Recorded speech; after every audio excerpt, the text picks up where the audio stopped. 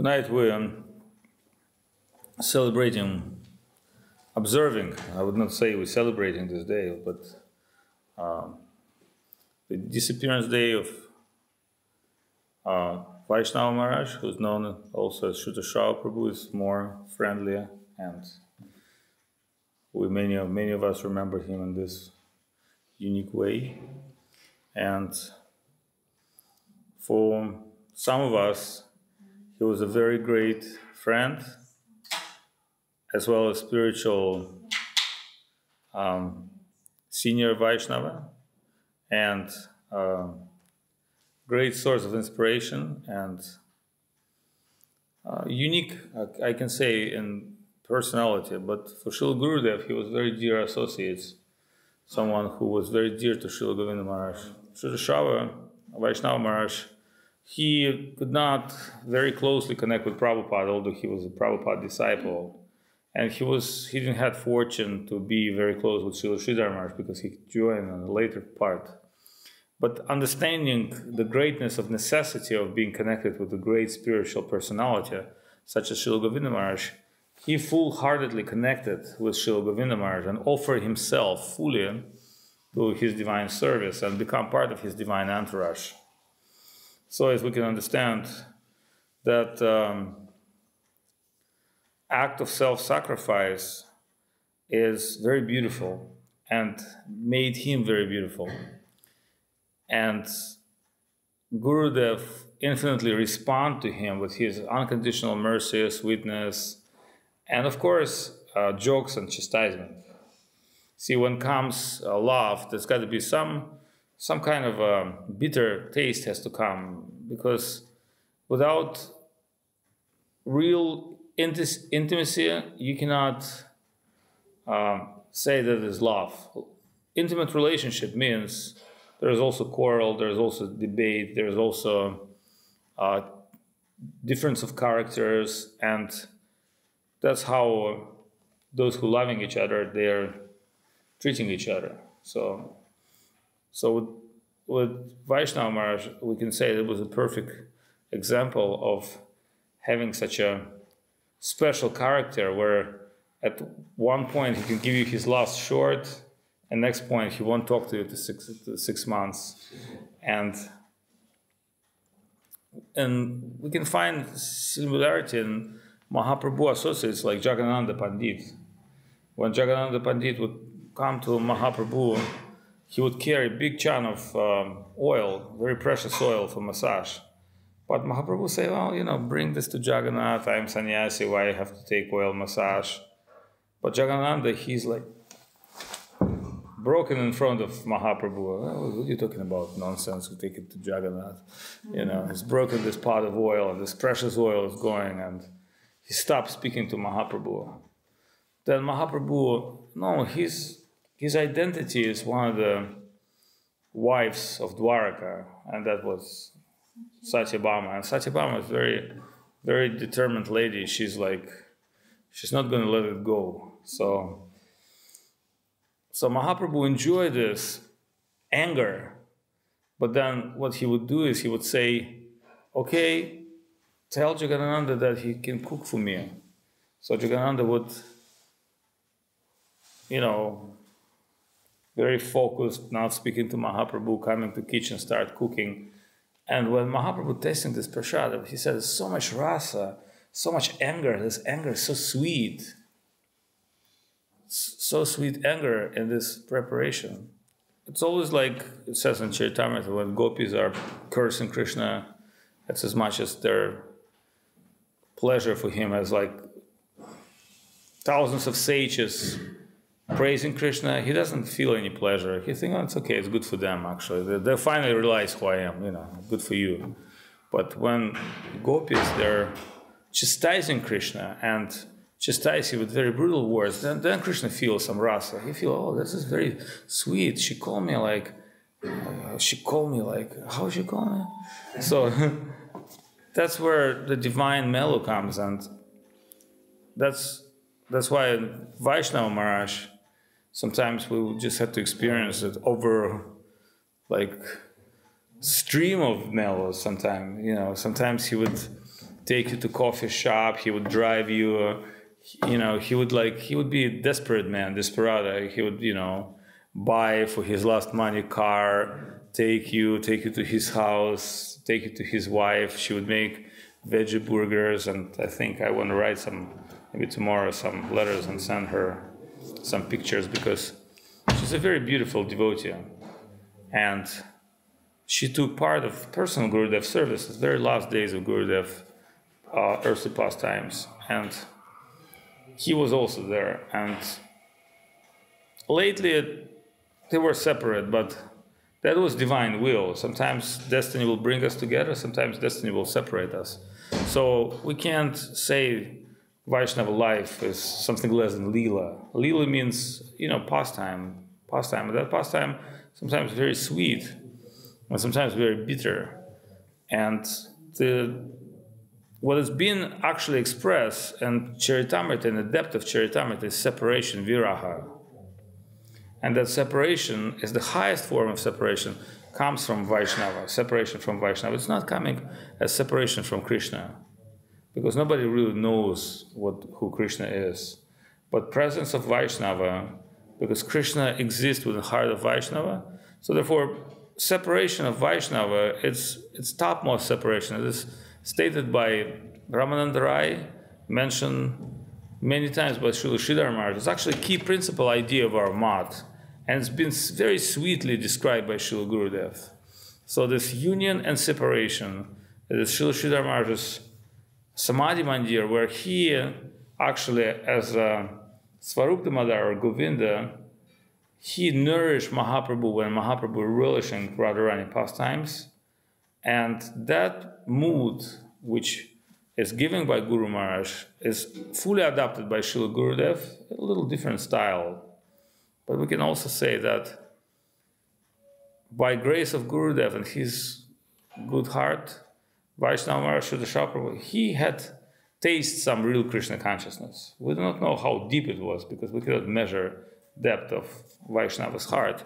But we can say definitely he was a fortunate soul. In his earthly life, he tasted some deep taste for slokas. He had some taste for slokas. He had exchange with Srila Gurudev with some divine things. They weren't only speaking about, you know, movies and football and things.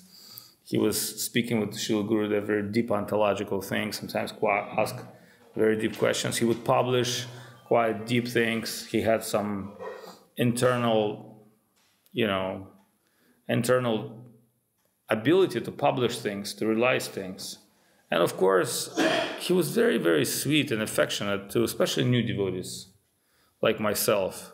He chastised me many times. It took me 6 months that he would start speaking to me, actually. И я хочу сказать, что прежде чем Шутышава заговорил со мной, прошло 6 месяцев и несколько лет.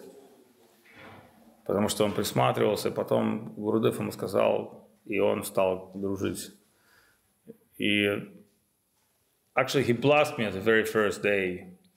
So when he came, and you know, he had like a very long, like he always had a haircut like I made Sindhu and mustache and looking very much like Gunda. But so I said, and it was like him and some other devotees. So I said, so now that Srila Sridhar Maharaj and Srila Govinda Maharaj's mission here, so we can have like a really quantity of people who can join this mission. And he told me, quantity? We were talking about quality. And he's like, really whip my ass, like very brutally, and like humiliate me, and like, you know, who are you? Are you talking about quantity? We're here not for quantity, we're here for quality. That was a little too much for the new guy who knew nothing. But I took it, you know, as a mercy. So he whipped my ass, and that was first interaction with him, as I remember. But as you can see, without whipping somebody or, you know, doing something, you won't remember. When did I meet first time? This person totally humiliated me. He slapped me, you know, he threw me out of together, and that's how sweet you start remembering. And then you understand what he said was truth. It wasn't like humiliation of myself. It was just a deep idea where he really talked about this stuff. So And of course, one time I remember I said, well, give me your watch. And he took off watch from his arm and just give it to me. And then I remember one thing, I really, really acted very badly. I came here and he told me, Avadhut Maharaj, I want to buy your iPhone. I said, come on, you want to buy my iPhone? I don't sell my iPhone, but I just should have given it to him. He had no money. He later it's okay, it was he got in America, but he was going to America. In Russia at that time, he couldn't buy an iPhone. And I was just so jealous. I should have just immediately given him my iPhone. But it was all my database, all the letters, everything. So that's I missed my opportunity to serve him. But, many times we took him to Russia, and many times we took him to preaching field, many times we took him to Vaishnava festival. And, he was very happy with that service, which came by Srila Gurudev grace, and he had some, intimate association with devotees. And of course, he was very friendly, a good friend of Paramananda Prabhu. He will tell the whole story of Srila and Satya Sundar.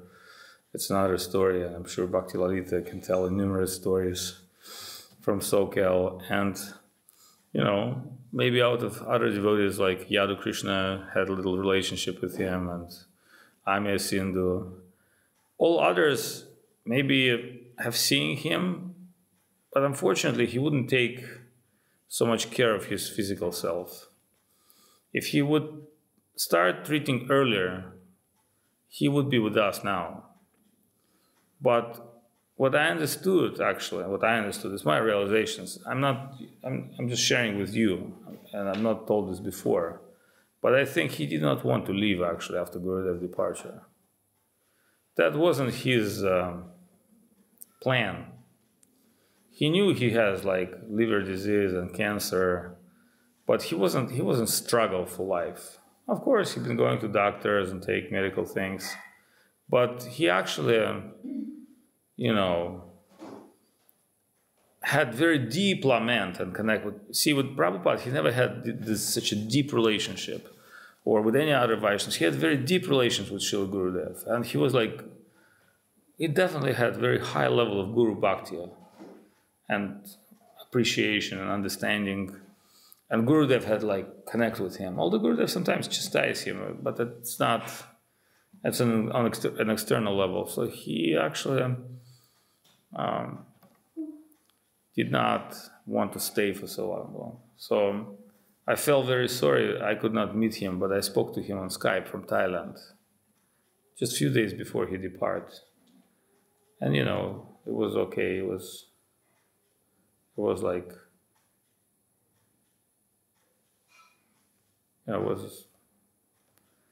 he was very silent. His voice was very weak, weak voice. He couldn't speak he said, oh, okay, if I'm alive, I'll come to Russia or Thailand, because we want to invite him to Russia. And the doctor told me, if you travel, you may die in a plane. So he canceled. I think I finished, I'm done. And there are so many occasions that we hear from Srila Gurudev praises of Vaishnava, Srila Prabhu. I was very fortunate to be his friend, and I was even more fortunate to witness so many encounters between him and Srila Gurudev, and what Srila Gurudev would say about him. And sometimes they would discuss different things. Also, when Sripad Vaishnava spent the most intimate hours with Srila Gurudev. When Srila Gurudev was awake, when was that? Usually 4 a.m. He was there all the time, and at that time Srila Gurudev would relish the most intimate, most deep shlokas, and they would have this exchange of different shlokas, and Vaishnava would have opportunity to listen from Srila Gurudev or ask questions. And if Gurudev was in a good mood, he would reply, or otherwise he would just listen and absorb all those things. And one day I asked him, Maharaj, why don't you write it down for someone? I mean, whatever you heard from Srila Gurudev. I mean, all those months you spent with him, especially in the later years, spent a lot of time with Srila Gurudev, like Satya Sundar Prabhu said. Srila Gurudev always wanted him to be there. Like on several occasions he mentioned that one time he said, Prabhu, if you stay with me, then I will feel safe and very happy. But if you're not staying here, then I'm always unhappy. Then he said he will do it, and then he didn't. One time I asked him, Maharaj, I know you have no desire to leave. After Srila Gurudev left, I can see you have no desire to continue to maintain your life. You just go on with the flow somehow. And then he answered to me, yes. And he said one thing happened when Srila Gurudev left. It's an intimate detail, but Vaishnava Maharaj told me about it, that moment. I was very curious about his sannyas as well, because he was always very independent-minded. He never wanted to be in some kind of institution, confined to a certain ashram or do things. So I asked Maharaj, before you would never consider taking sannyasa, what happened to you? It was not so far from the time when Srila Gurudev left. Then he said that one thing happened to me, and Srila Gurudev appeared to me after his disappearance. And then he said, he just called me, he said, Srila Prabhu, Prabhu, come to me. Come to me. Then that was one night. And then he said, I woke up and I thought, oh, maybe it's a dream, it's a nice dream about Srila Gurudev. And then the next night, the same thing happened. And that was going on for 5 nights continuously. Gurudev would come and call him, please come to me, please come to me. So he said, at that point I understood what was happening.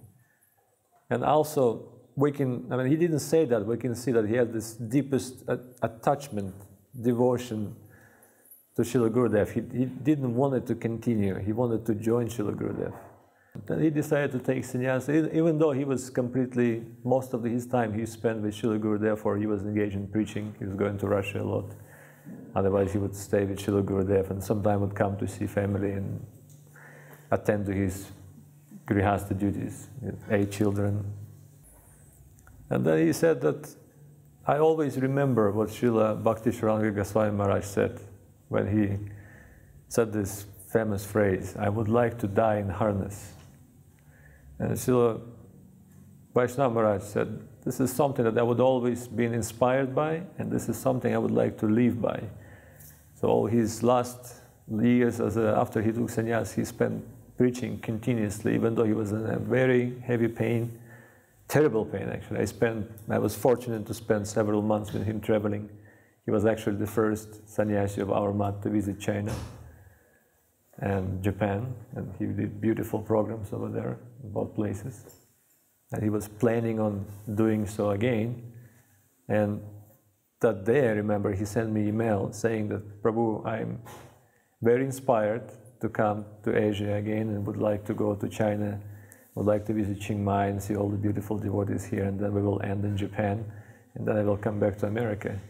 That letter I received in the morning, and then 4 hours later, Avadhut Maharaj called me. I remember that moment. I was almost walking out of the door. Then I see Avadhut Maharaj running to me, and I saw his face, and I understood that something very sad just happened. I went upstairs, and Goswami Maharaj was there, and then he gave me this news that he just disappeared. It was very sudden. Like in the morning, I'm receiving one mail saying that Maharaj will come and do the trip, do the tour, and then a few hours later, he's left. But that was his nature, very whimsical. He was known to change his mind very quickly. And one time, Srila Gurudev asked him, Srila Gurudev was here in Thailand, and he asked him, Prabhu, can you please go to preach in Japan? Paramananda will arrange some preaching facilities for you, and you go to preach. And we arranged everything. And then just the same day that Srila Gurudev was leaving, and I was very happy that after that, like 2 days later, we're going to Japan, have a nice preaching tour with Srila Prabhu. Then he told me right there at the airport, I changed my mind. And I'm like, geez. I went to Gurudev immediately and I complained right away. I said, Gurudev, what's going on? I mean, he promised to me, you ask him to do that, and he's not doing it. Gurudev just smiled at me and said, Prabhu, he's pagal. just forget about it. So he was like that. He was changing very often. Affectionately, he said, so I have to say. Some other things we can conceive a little bit, but Srila Prabhu, the way he lived his life, the way he did things, that was absolutely inconceivable. One thing was conceivable, that he's absolutely devoted and loyal to Srila Gurudev. And Srila Gurudev would love him so much. And he was also very fatherly to Srila Prabhu. For example, he would always prohibit him riding the motorcycles. And one time even though Gurudev would always say the same thing, when Gurudev arrived here in 2009, on the third day, and Srila Prabhu would always drive Gurudev, that was his very special service. So on the third day, he rented a bike, and on the first day of his renting a bike, he broke his collarbone. He fell, and then he broke his bone. So he's handicapped. He was like... 3 days later, he showed up at Gurudev's door and said, "Where is the car key?" I said, "What?" "Yeah, I would like to drive Gurudev. So it's my service. I'm here for the service." I said, "Maharaj, over my dead body." Not going to happen. Make a long story short, I didn't allow him to drive the car, even though it was not in my capacity to do so. But out of revenge, he took a motorcycle, and when we were in the car with Srila Gurudev going to somewhere, he was in the front of our car, riding with the motorcycle with one hand. And when Srila Gurudev saw him passing by in our car, his eyes went around. I could see that, because I wanted to see Gurudev's expression. So I'm driving and I'm looking at Gurudev. He said, "Shuta Shrava?" I said, "Yes, Gurudev." Bah! He is a real Gunda.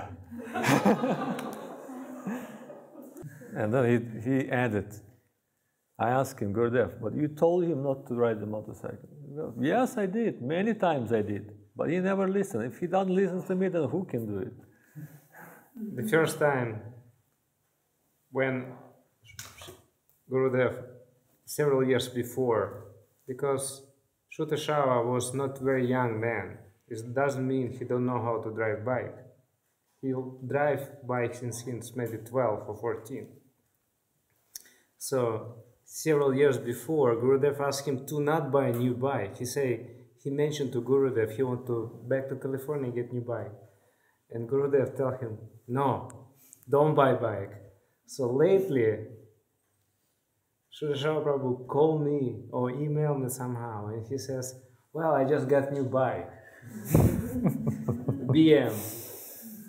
And I say, "Well, how? Gurudev don't say something that you cannot." He says, No, don't worry. I asked my wife to buy the bike." And just to finish the bike lila of Srila Prabhu, when he was receiving sannyas from Ashram Maharaj, Padashram Maharaj, and Janardhan Maharaj was performing the fire sacrifice over there.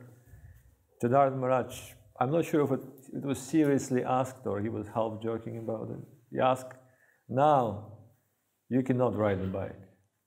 And then Srila Prabhu told me, I said, I almost left the fire sacrifice. I said, "This is one condition I'm taking sannyas on. I will ride the bike and I will take sannyas. If you disagree, then we will just finish it." It was right there. So after that, he was riding the bike. There's one more thing we have to mention. Like Avadhut Maharaj mentioned before, that Srila Prabhu, he was a very learned person. He studied shlokas, he studied Bengali. And at some point, he took this special service from Srila Gurudev and edited and published Sri Chaitanya Charitamrita in Bengali. Remember that? And it was so well done that I remember that moment.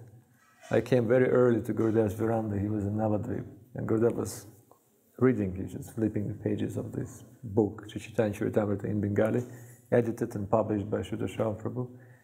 And then he looked at me, he said, "This is inconceivable. I cannot conceive how he can accomplish this." So we're very fortunate today. Both days, appearance of the Vaishnava and disappearance of the Vaishnava are very important, but disappearance of the Vaishnava even more so, because we can celebrate the life of achievements. The service, we can talk about the service that Vaishnava did. All these stories that were connected to him, that happened through his life dedicated to devotion in Krishna consciousness. He talked like this in his last lectures here in Chiang Mai. He said, appearance and disappearance of Vaishnava are both beneficial. That was his. So you were fortunate. So I would like to stop here. So Sripad, Vaishnava Maharaj, Bhakti, Charan, Vaishnava Maharaj ki. So I'll just say a few words now. It's late and we've heard so much from Srila Avadhut Maharaj and Satya Sundar Prabhu and Paramananda Prabhu. And this morning I also said a few of his outstanding glories in the morning class. But some of these stories are very significant, and I can tell one of them. I was living with Srila Gurudev in Calcutta, and Srila Srava Prabhu would come and visit.